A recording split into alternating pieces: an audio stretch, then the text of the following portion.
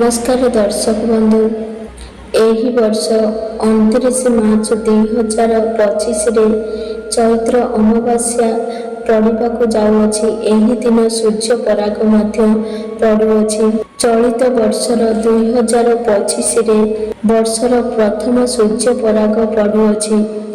एही दिन शनिवार होइथिबारु शनि चलन मध्य होइଥାଏ। तेणु ଏହି ମହାସଂଯୋଗରେ ଗାଈକୁ ଚୁପଚାପରେ ଖୁଆଇ ଦିଅନ୍ତୁ ଏହି ଗୋଟିଏ ଜିନିଷ, ଯାହାଦ୍ୱାରା ଆପଣଙ୍କୁ ସୁଖ ସମୃଦ୍ଧି ପ୍ରାପ୍ତ ହେବ। ଆପଣଙ୍କ ଜୀବନରେ ହେବ ଧନର ବର୍ଷା। ବର୍ଷ ସାରା କେବେ ବି ଧନ ଅନ୍ନର ଅଭାବ ହେବ ନାହିଁ ଏବଂ ଆପଣଙ୍କ ଜୀବନରେ ସୁଖ ସମୃଦ୍ଧି ଆସିବ। ତେବେ ଚାଲନ୍ତୁ ଦର୍ଶକ ବନ୍ଧୁ ଜାଣିନେବା ଚୈତ୍ର ଅମାବାସ୍ୟା ଦିନ ଗାଈକୁ କେଉଁ ଜିନିଷ ଖୁଆଇବାର ଅଛି। ଏବେ ମୁଁ ତୁମକୁ କହିବି ଗାଈର ସେବା କିପରି କରିବା। ଗାଈକୁ କେଉଁ ଜିନିଷ ଖୁଆଇବା ଦ୍ୱାରା ଧନ ପ୍ରାପ୍ତି ହୋଇଥାଏ। ଦର୍ଶକ ବନ୍ଧୁ, ଶାସ୍ତ୍ରରେ ଗାଈକୁ ଗୋମାତା ବୋଲି କୁହାଯାଏ। ସମସ୍ତ ଦେବୀ ଦେବତା ଗାଈର ସେବା କରିଥାନ୍ତି। ଗାଈର 5ଟି ଦ୍ରବ୍ୟ ଦୁଧ, ଦହି, ଘିଅ, ଗୋବର, ଗୋମୂତ୍ର ଅତ୍ୟନ୍ତ ପବିତ୍ର ହୋଇଥାଏ ଏବଂ ଶୁଦ୍ଧ ହୋଇଥାଏ। ଗୋବରରୁ ବେଲବୃକ୍ଷ ଉତ୍ପନ୍ନ ହୋଇଅଛି। ସେଥିରେ ମା ଲକ୍ଷ୍ମୀ ବାସ କରିଥାନ୍ତି। ଏଥିପାଇଁ ଏହାକୁ ଶ୍ରୀବୃକ୍ଷ ମଧ୍ୟ କୁହାଯାଏ। ଗୋବରରୁ ପଦ୍ମ ଫୁଲର ମଞ୍ଜି ଉତ୍ପନ୍ନ ହୋଇଅଛି। ଗୋମୂତ୍ରରୁ ଗୋବର ଉତ୍ପନ୍ନ ହୋଇଅଛି, ଯାହା ଦେଖିବା ପାଇଁ ପ୍ରିୟ ଏବଂ ସୁଗନ୍ଧିତ ଅଟେ, ଯାହା ସବୁ ଦେବତାଙ୍କର ଆହାର ଅଟେ।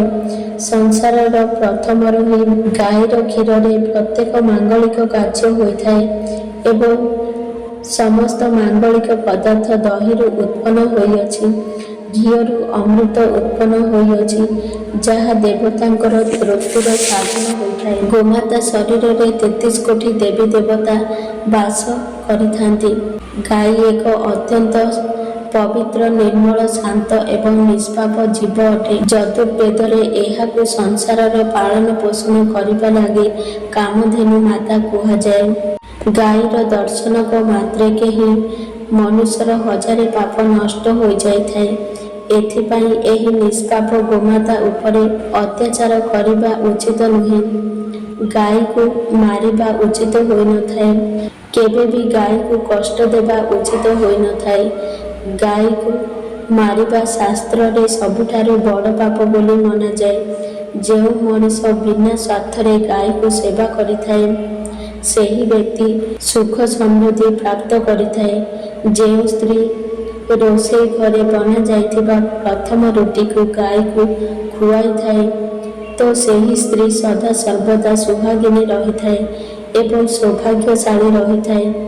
ଯେଉଁ ବ୍ୟକ୍ତି ଗାଈଠାରୁ ପ୍ରାପ୍ତ ପଞ୍ଚଦ୍ରବ୍ୟକୁ ଘରେ ରଖିଥାଏ, ସେ ଘରକୁ ଦରିଦ୍ରତା କେବେ ବି ଆସିନଥାଏ। ଯେଉଁ ବ୍ୟକ୍ତି ପ୍ରତ୍ୟେକ ଦିନ କିଛି ନା କିଛି ଗୋମାତାଙ୍କର ସେବା କରିଥାଏ, ତ ସେହି ବ୍ୟକ୍ତି ସବୁଠାରୁ ଅଧିକ ପୁଣ୍ୟବାନ ହୋଇଥାଏ। ଶାସ୍ତ୍ରରେ ଗୋମାତାକୁ ମା ଲକ୍ଷ୍ମୀଙ୍କର ରୂପ ବୋଲି ମନାଯାଇଥାଏ। ଏଥିପାଇଁ ଗାଈର ପୂଜା କରିବା ଦ୍ୱାରା ଦାରିଦ୍ର୍ୟତା ଦୂର ହୋଇଥାଏ। ପ୍ରାଚୀନ କାଳରୁ ହିଁ ଗାଈର ସେବା କରିବାର ପରମ୍ପରା ରହିଆସୁଅଛି। କେତେକ ଆଶ୍ରମରେ ଋଷିମୁନିମାନେ ନିଜ କୁଟୀରରେ ଗାଈ ରଖି ସେବା କରୁଥିଲେ ତଥା ରାଜା ମହାରାଜାମାନେ ଗାଈର ଦାନ କରୁଥିଲେ। ଗାଈର ଦାନକୁ ସବୁଠାରୁ ବଡ଼ ଦାନ ବୋଲି କୁହାଯାଏ।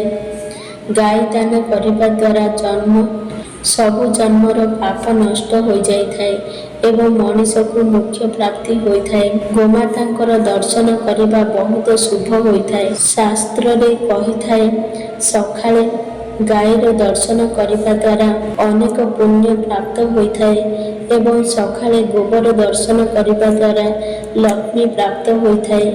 ଯଦି ଆପଣ କୌଣସି ମହତ୍ତ୍ୱପୂର୍ଣ୍ଣ କାର୍ଯ୍ୟରେ ଯାଉଛନ୍ତି ଏବଂ ଅଚାନକ ଗୋମାତା ଆପଣଙ୍କ ରାସ୍ତାରେ ଆସିଯାଏ, ତ ସେହି କାର୍ଯ୍ୟ ନିଶ୍ଚିତ ସଫଳ ହୋଇଥାଏ। କୌଣସି ଯାତ୍ରାରେ ବାହାରୁଥିବା ସମୟରେ ଗୋମାତାଙ୍କର ଦର୍ଶନ ହୋଇଯାଏ ତ ସେହି ଯାତ୍ରା ସୁଖପୂର୍ଣ୍ଣ ହୋଇଥାଏ। ବହୁତ ଶୁଭ ହୋଇଥାଏ, ଏଥିରେ ସନ୍ଦେହ ନାହିଁ। ଯଦି କୁଣ୍ଡଳୀରେ ପିତୃଦୋଷ ଲାଗିଅଛି ତ ଅନ୍ୟ ଉପାୟ ସହିତ ପ୍ରତ୍ୟେକ ଦିନ ଗୋମାତାକୁ ରୁଟି ଏବଂ ଘାସ ଖୁଆଇବା ଦ୍ୱାରା ଅନେକ ଲାଭ ପ୍ରାପ୍ତ ହୋଇଥାଏ ଏବଂ ପିତୃଦୋଷରୁ ମଧ୍ୟ ମୁକ୍ତି ମିଳିଥାଏ। ଏହି ପ୍ରକାରରେ ଯଦି କୁଣ୍ଡଳୀରେ ଶନି 7.5 ବା ଶନି 2.5 ମହାଦଶା ଲାଗିଅଛି ତ ପ୍ରତ୍ୟେକ ଶନିବାର ଦିନ ଏବଂ ଅମାବାସ୍ୟାକୁ କଳା ରଙ୍ଗର ଗାଈକୁ ଘାସ ବା ରୁଟି ଖୁଆଇ ଦିଅନ୍ତୁ ଏବଂ ଗାଈର ସେବା କରନ୍ତୁ। ଏହାଦ୍ୱାରା ଶନି ଦୋଷରୁ ମୁକ୍ତି ମିଳିଥାଏ। ଗୋମୂତ୍ର ବହୁତ ହିଁ ଉପଯୋଗୀ ଏବଂ ପବିତ୍ର ହୋଇଥାଏ ଏବଂ ସ୍ୱାସ୍ଥ୍ୟ ଦୃଷ୍ଟିରୁ ଅତ୍ୟନ୍ତ ହିତକାରୀ ହୋଇଥାଏ। ଆଧ୍ୟାତ୍ମିକ ଦୃଷ୍ଟିରୁ ଗୋମୂତ୍ରର ମହତ୍ତ୍ୱ ରହିବା ସହିତ ବୈଜ୍ଞାନିକ ଦୃଷ୍ଟିରୁ ଗୋମୂତ୍ରର ବହୁତ ହିଁ ଲାଭ ମିଳିଥାଏ। ଗୋମୂତ୍ରରେ ବହୁତ ଖଣିଜ ପଦାର୍ଥ ଏବଂ ସ୍ୱର୍ଣ୍ଣବୋଧକ ତତ୍ତ୍ୱ ମିଳିଥାଏ। ଆମ ଶରୀରକୁ ଶୁଦ୍ଧ କରିଥାଏ ଆଉ ବହୁତ ରୋଗରୁ ମଧ୍ୟ ମୁକ୍ତି ବଞ୍ଚାଇଥାଏ। ଏହାଦ୍ୱାରା ଗୋମୂତ୍ରକୁ ସିଞ୍ଚନ କରିବା ଦ୍ୱାରା ବାତାବରଣରେ ଶୁଦ୍ଧତା ଏବଂ ପବିତ୍ରତା ଆସିଥାଏ। ଏଥିପାଇଁ ଶାସ୍ତ୍ରରେ ଶରୀରକୁ ନିରୋଗ ରଖିବା ପାଇଁ ପ୍ରତ୍ୟେକ ଦିନ ଗୋମୂତ୍ରକୁ ସେବନ କରିବା ସହିତ ଘରେ ସିଞ୍ଚନ କରିବା ପାଇଁ କୁହାଯାଇଛି। କୁଣ୍ଡଳୀରେ ଶୁକ୍ର ଗ୍ରହର ସ୍ଥିତିକୁ ମଜବୁତ କରିବା ପାଇଁ ଜ୍ୟୋତିଷ ଶାସ୍ତ୍ର ଅନୁସାରେ ସକାଳର ପ୍ରଥମ ରୁଟିକୁ ଧଳା ରଙ୍ଗର ଗାଈକୁ ଖୁଆଇବା ବହୁତ ଶୁଭ ମନାଯାଇଥାଏ। ଏହାଦ୍ୱାରା ଶୁକ୍ର ଗ୍ରହ ମଜବୁତ ହୋଇଥାଏ। ଯଦି କୁଣ୍ଡଳୀରେ ବୁଧ ଗ୍ରହ କମଜୋର ଅଛି ବା କୌଣସି କାରଣରୁ ଦୋଷ ଲାଗିଅଛି ତ ପ୍ରତ୍ୟେକ ବୁଧବାର ଦିନ ଗାଈକୁ ସବୁଜ ଚାରା ଖୁଆଇବା ଆରମ୍ଭ କରିଦିଅନ୍ତୁ। ଏହାଦ୍ୱାରା ବୁଧ ଗ୍ରହ ଜନିତ ସମସ୍ତ ଦୋଷରୁ ମୁକ୍ତି ମିଳିଥାଏ। ଯଦି କୁଣ୍ଡଳୀରେ ମଙ୍ଗଳ ଦୋଷ ଲାଗିଅଛି, ଯେଉଁ କାରଣରୁ ଆପଣଙ୍କ କୁଣ୍ଡଳୀରେ ବିଭିନ୍ନ ପ୍ରକାରର ସମସ୍ୟା ଲାଗିଅଛି, ତେବେ ଲାଲ ରଙ୍ଗର ଗାଈର ସେବା କରନ୍ତୁ। ମଙ୍ଗଳବାର ଦିନ ଗାଈର ସେବା କରନ୍ତୁ ଏବଂ ଗାଈକୁ ଗୁଡ଼ ଏବଂ ଚଣା ଖୁଆଇ ଦିଅନ୍ତୁ। ବୃହସ୍ପତି ଗ୍ରହକୁ ମାଙ୍ଗଳିକ କାର୍ଯ୍ୟର କାରକ ଗ୍ରହ ମନାଯାଇଥାଏ। ଏମିତିରେ ଯଦି କୌଣସି ବ୍ୟକ୍ତିର ଗ୍ରହରେ ବିବାହ ମାଙ୍ଗଳିକ କାର୍ଯ୍ୟରେ ବାଧା ଆସୁଅଛି ତ ସେହି ବ୍ୟକ୍ତିର କୁଣ୍ଡଳୀରେ ବୃହସ୍ପତି ଗ୍ରହର ସ୍ଥିତିକୁ ମଜବୁତ କରିବା ପାଇଁ ରୁଟି ଉପରେ ଗୁଡ଼ ଏବଂ ଚଣା ରଖି ଗାଈକୁ ଖାଇବାକୁ ଦିଅନ୍ତୁ। ଏହାଦ୍ୱାରା ଆପଣଙ୍କୁ ଶୁଭ ଫଳ ପ୍ରାପ୍ତ ହୋଇଥାଏ। ଯଦି ଆପଣଙ୍କ ଘରେ ଅଶାନ୍ତି ହେଉଅଛି, ସଦାସର୍ବଦା କଳି ଝଗଡ଼ା ଲାଗୁଅଛି ତ ଘରେ ସୁଖ ସମୃଦ୍ଧି ବୃଦ୍ଧି କରିବା ପାଇଁ ଘର ଭିତରେ ଗୋବରରେ ବନାଯାଇଥିବା ଘଷିକୁ ଜଳାଇବା ଉଚିତ ହୋଇଥାଏ ଏବଂ ସେହି ଘଷିର ଧୂଆଁକୁ ଘରର ଚତୁଃପାର୍ଶ୍ୱରେ ବୁଲାଇ ଆଣିବା ଉଚିତ ହୋଇଥାଏ। ଏହାଦ୍ୱାରା ଘରର ନକାରାତ୍ମକ ଊର୍ଜା ନଷ୍ଟ ହୋଇଯାଇଥାଏ ଏବଂ ଘରେ ସକାରାତ୍ମକ ଊର୍ଜା ବୃଦ୍ଧି ହୋଇଥାଏ। ଗାଈର ଦୁଗ୍ଧ, ଦହି, ଘିଅ, ଗୋବର ଏବଂ ଗୋମୂତ୍ରରେ ବନାଯାଇଥିବା ମିଶ୍ରଣକୁ ପଞ୍ଚଦ୍ରବ୍ୟ କୁହାଯାଏ। ଏହାକୁ ମଧ୍ୟ ପାପନାଶକ ବୋଲି କୁହାଯାଏ। ହିନ୍ଦୁମାନଙ୍କର ଏକ ଧାର୍ମିକ ପାଶ୍ଚାତ୍ୟ କରିବା ପାଇଁ ଏମାନଙ୍କର ଉପଯୋଗୀ କରାଯାଇଥାଏ।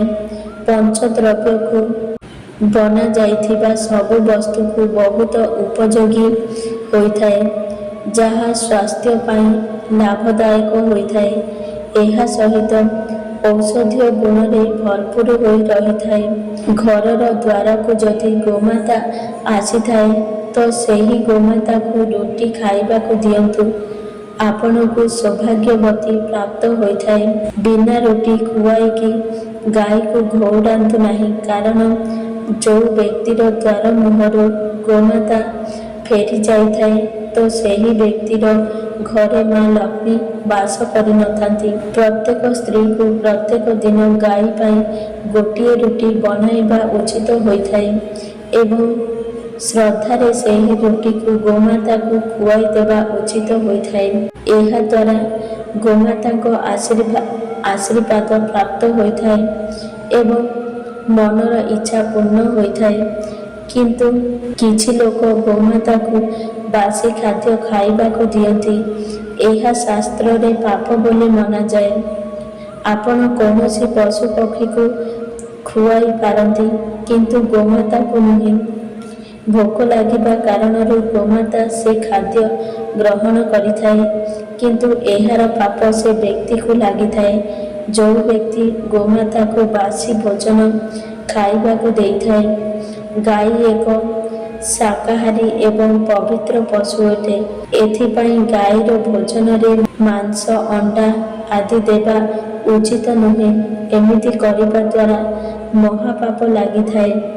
ଯଦି କୁଣ୍ଡଳୀରେ ଚନ୍ଦ୍ରଦୋଷ ଲାଗିଅଛି, ଯେଉଁ କାରଣରୁ ଆପଣ ସମସ୍ୟାର ସମ୍ମୁଖୀନ ହେଉଛନ୍ତି, ତେବେ ରୁଟି ଉପରେ ଲହୁଣୀ, ଘିଅ ଏବଂ ଧଳା ଲୁଣ ଲଗାଇ ଗାଈକୁ ଖାଇବାକୁ ଦିଅନ୍ତୁ। ଯଦି ଶନି ଦୋଷ ଲାଗିଅଛି, ତ ଅଟାରେ କିଛି କଳା ରାଶି ମିଶାଇ ସେହି ଅଟାରେ ରୁଟି ବନେଇକି ଗାଈକୁ ଖାଇବାକୁ ଦିଅନ୍ତୁ। ମଙ୍ଗଳ ଦୋଷରୁ ମୁକ୍ତି ପାଇବା ପାଇଁ ରୁଟି ଉପରେ ହଳଦୀ ଲଗାଇ ଗାଈକୁ ଖାଇବାକୁ ଦେବା ଉଚିତ ହୋଇଥାଏ। ଯଦି ଘରେ ଧନଜନିତ ସମସ୍ୟା ଲାଗି ରହିଅଛି, ତ ଗୁରୁବାର ଦିନ ଗାଈକୁ କଦଳୀ ଖାଇବାକୁ ଦେବା ଉଚିତ ହୋଇଥାଏ। ଏହାଦ୍ୱାରା ଘରରୁ ଦାରିଦ୍ର୍ୟତା ଦୂର ହୋଇଥାଏ। ଶାସ୍ତ୍ରରେ କୁହାଯାଇଛି, ଯେଉଁ ମନୁଷ୍ୟ ନିଃସ୍ୱାର୍ଥପର ଭାବରେ ଗାଈକୁ ସେବା କରିଥାଏ, ତାକୁ ଗୋଲୋକରେ ସ୍ଥାନ ମିଳିଥାଏ। ଦର୍ଶକ ବନ୍ଧୁ, ଯଦି ମୋ ଭିଡ଼ିଓ ଆପଣଙ୍କୁ ପସନ୍ଦ ଆସେ, ତାହେଲେ ଭିଡ଼ିଓକୁ ଗୋଟିଏ ଲାଇକ୍ କରନ୍ତୁ ଏବଂ ଆମ ଚ୍ୟାନେଲକୁ ସବସ୍କ୍ରାଇବ୍ କରନ୍ତୁ ଏବଂ ସାଙ୍ଗମାନଙ୍କୁ ଅଧିକରୁ ଅଧିକ ସେୟାର କରନ୍ତୁ। ଏହିଭଳି ମୋଟିଭେସନ୍ ଭିଡ଼ିଓ ଦେଖିବା ପାଇଁ ଜୟ ଜଗନ୍ନାଥ।